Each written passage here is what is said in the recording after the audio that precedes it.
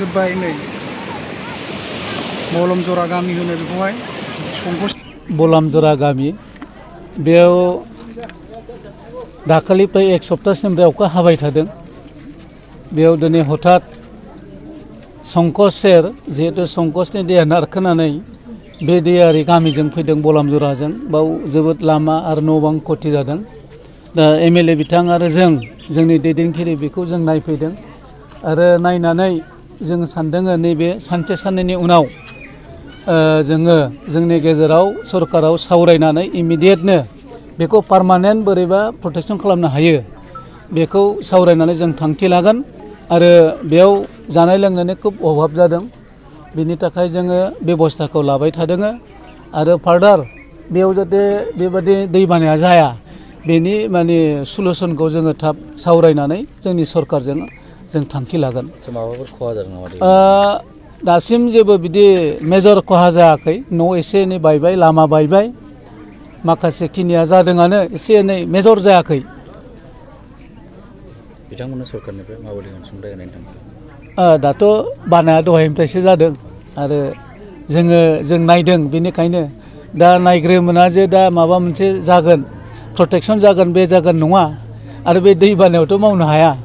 दा ओंखायनो जों मावगोन आरो बेयाव बे गामिनि जेखिनि बेबस्थाफोरखौ जोङो एमएलए बिथांजों आंजों मा खालामनो हायो जों बेखौ नायबाय थागोन आरो जोंनि सरकारा बाहाय अरायसम दिथा होबाय थागोन বানপানী বিষয়ে আমি এইখিনি কম যে প্ৰতি বছৰে এই বানপানীৰ ফলত মানে বলমজৰাৰ গাঁৱৰ যি ৰাইজ অতি অৱস্থা এই অৱস্থাবোৰ বৰ বেয়া গতিকে আজি এই বানপানীৰ চাবৰ কাৰণে আজি আমাৰ এই লোকেল এমএলএ জিৰণ বসুমতাৰী আৰু বিটিআৰৰ ইএম মাননীয় শ্ৰীযুত উকিল মুছাহাৰী তেখেতসকলে আহিছে চাইছে আৰু আজি ঠাইখন গোটেই চাই গৈছে যে তেখেতসকলে অতি সোনকালে এই বানপানীটো শেষ হোৱাৰ পিছত লগে লগে চাৰিজাৰি কৰি তেখেতসকলে ভানৰ ব্যৱস্থা কৰি বুলি কৈছে আমি অতি সুখী এইখিনি কৰি দিলে আমাৰ যিখিনি ৰাইজ বলমজৰা ৰাইজ এইসকলে অতি সুখী হ'ব আৰু ধানৰ পৰা ৰেহাই পাব বুলি আমি আশা কৰিছোঁ আৰু আমি চৰকাৰক বা বিটিআৰ চৰকাৰক বা অসম চৰকাৰ আমি এইখিনি দাবী কৰিছোঁ যে সোনকালে এই ৰাইজৰ দুৰ্ভোগীয়া ৰাইজবিলাকৰ যাতে ব্যৱস্থা অতি সোনকালে কৰি দিয়ে ইয়াতে চাওক বানপানীৰ ফলত আজি চাওক গাহৰি হওক আপোনাৰ কুকুৰাই হওক বা আজি যিখিনি খেতি আৰম্ভ কৰিছে এই খেতিবোৰ যেনেকৈ এতিয়া খেতিৰ বীজ ধানৰ বীজ আছিল এইবিলাকে চব নষ্ট হৈছে আৰু লগতে গৰুৰ যিখিনি পোহনীয়া বস্তুবিলাকেতো নষ্ট হৈছে আৰু লগতে যিবোৰ সৰু সৰু তামোল ৰোৱা হৈছিলে এইবিলাকো ভাঙি গৈছে চব আৰু ইমান ডাঙৰ ডাঙৰ এৰিবোৰ আহিছে কাঠবোৰ আহিছে চব লাগি মানে ভাঙি গৈছে যে তামোল গাছবিলাক সৰু সৰু যিটো তামোল গছ ৰৈছে এইবিলাক চব নষ্ট হৈছে ইয়াতো 100+ আছে 100+ গাঁও আছে 100 বেছি গাঁও আছে ঘৰ তো ইয়াতে 3টা কমিউনিটি আছে ৰাভা বড়ো আৰু সান্তালী এই 3টা কমিউনিটি আছে বলমজৰা গাঁৱত আৰু কিবা ৰেচনৰ কাৰণে কিবা ব্যৱস্থা আছে নেকি ৰেচনৰ ব্যৱস্থাটো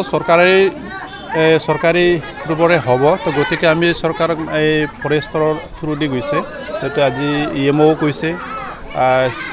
চিভিল এছডিঅ ফোন কৰি ডাইৰেক্ট চিধাকৈ গৈছে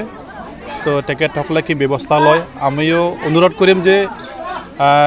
যিখিনি ব্যৱস্থা যিখিনি পাব লগা ৰাইজে য'তে সোনকালে ব্যৱস্থা কৰি দিলে ভাল ग्लाम अखा हानायनि जाहोनाव जों नुनो मोनदों सानब्रै सानबानिफ्राय गोबां अखा हानानै दङ दा बेनिखायनो बे बांद्राय अखा हानायजों संकसजों नांजाबफानाय माखासे फिसा फिसौ दैमा दैसा दङ बे दैमा दैसाया हाजोनिफ्राय बोहैबोनानै बेवहाय लोब लोब बारायबोनायखौ जों नुदों आरो बारायनायजों लोगोसे दिनै बे बलमजरा गामियाव बे गाज्रिथारै लोमसावनानै दङ बाव न' बां खथि जाबाय लामा सामाबो बायफ्रुजोब्बाय दा जों बेखौ नायदिंफैनायजों लोगोसेयै रायजो राजा बिथांमोनजों जों सावरायदों आरो लोगोसेयैनो बे समाव आंजों लोगोसे बिटिआरनि मानगोनां इएम वाटार रिसोर्सेस डिपार्टमेन्टनि उकिल मुसाहारी बिथाङाबो दङ दा जों सानैजों नायदिंदों आरो बे दैखौ फैबाय थानाय समाव पार्मानेन्ट माबोरै होबथानो हागोन बिनि सोमोन्दै जोङो डिपार्टमेन्टनि मानसिखौ लानानै फैदों बेखौ स्टाडि खालामनानै नायनांगोन इयुन समाव जों माबोरै बेखौ पार्मानेन्ट बे दै लोमनायनिफ्राय होबथानो हागोन बेखौ जों नायदों आरो लोगोसेयैनो फुंनिफ्रायनो जिहेतुके बे ओनसोलाव दैया लोमसावनानै दङ गोबांथार न'आव दाबो माने दैयानो खमियाखै दा बाव रायजो राजा बिथांमोनहा फुंनिफ्राय जानाय जेबो मोनाखै दा लोगोसे जोङो जानायनि बेबस्था बिथांमोननो अलरेडि खालायनानै होबाय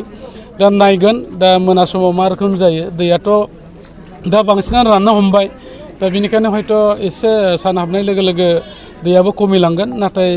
न'आव थानायनि जि परिबेस बे दाबो जाथ'वाखै खारन न' सिङावबो दै हाबनानै दङ दा बेनिखायनो जोङो डिपार्टमेन्टजों लोगोसे जोंबो बयबो रायजो राजा बिथांमोनखौबो जों खावलायदों बेवहाय मोजां नोजोर लाखिनो थाखाय दा अलरेडि मेडिकेल टिम फैबाय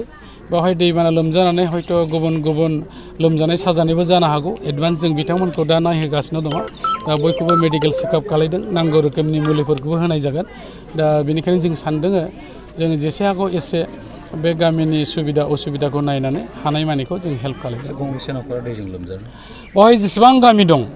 फ्राय 90% बे गामिनि फेमिलिफ्रानो बेवहाय साफार जानांदों दा बेनिखायनो 90% माने 100 हमनानै लाजायो गासैबो जादों होननानै जों बुंनो हायो